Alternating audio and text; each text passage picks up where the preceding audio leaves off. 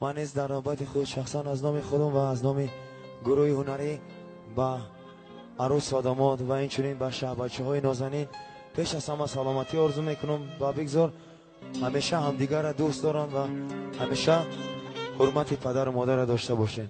مرحمت به جای خود راحت نشینه. خداوند شما را به توی فرزندتان برسانه و بچه‌های نازنین به توی عروسی و دامادی. با شما تبریک خوش میمانم. زنده باشید.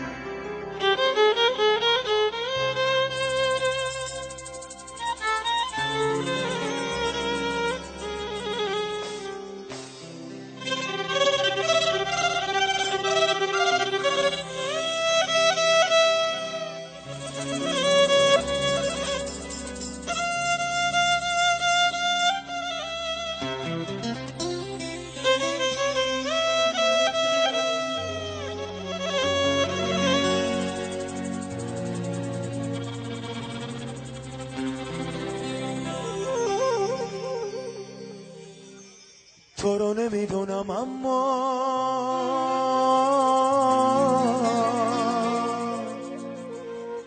من عاشقت بودم. تو رو نمیدونم اما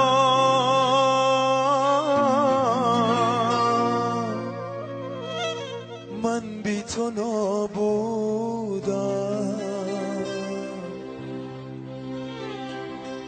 تو از من آزادی